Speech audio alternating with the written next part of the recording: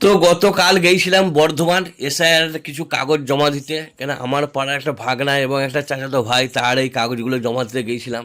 তো অনেক মানুষ বাদ গেছে, তো বর্ধমানে বুঝতে পারছেন যে মানুষ কাতারে কাতারে গিয়ে এই রাজবাড়িতে বা সোনাপাটির ভেতরে রাজবাড়ি আছে সেখানে গিয়ে কাগজ জমা দিচ্ছে। তো ভেতরের পরিবেশ খুব ভালোই ছিল, অনেকগুলো কাউন্টার করেছিল, মানুষের অসুবিধা হয়নি এবং কেন্দ্র বাহিনী ছিল ওখানে।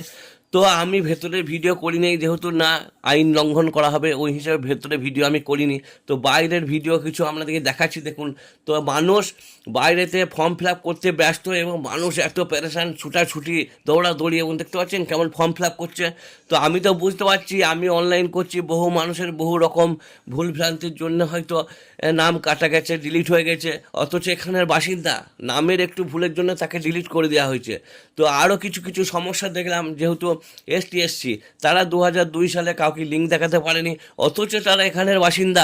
হয়তো তাদের মা বাবা বা দাদা দাদি যেখানে হোক, হয়তো বাইরে কাজে ফাজে কাজের তাগিদে, হ্যাঁ, এমনও মানুষ আছে যে তারা ভোটার কার্ডই করে নেই। অবহেলা, আগেকার দিনে মানুষ কাগজপাতি ঠিক নাই, ওই কাগজ চালে গুঁজে দিচ্ছে, খড়ের চাল, ও চাল ছাড়া থেকে কাগজ সব গোলমাল।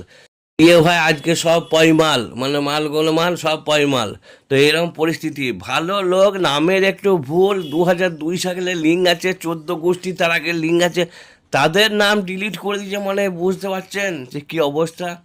তো তাদের এরকম অবস্থা, তারা কি কাগজপাতি দিয়ে নিজেকে প্রমাণ করবে, এরকমই চিন্তিত সমস্ত মানুষ। তো আমিও গেছিলাম আরও দুজনার জমা দিতে। এবার দেখতে পাচ্ছেন রোদ উঠেছে, কিন্তু কাল যা বৃষ্টি হয়েছে, সাংঘাতিক বৃষ্টি, তো বৃষ্টিতে ভিজে ভাই শরীর খুব খারাপ করে গেছে। তো ভিডিওটা এখানেই শেষ করছি আজকের মতো, তো পরের ভিডিওতে আবার আসছি।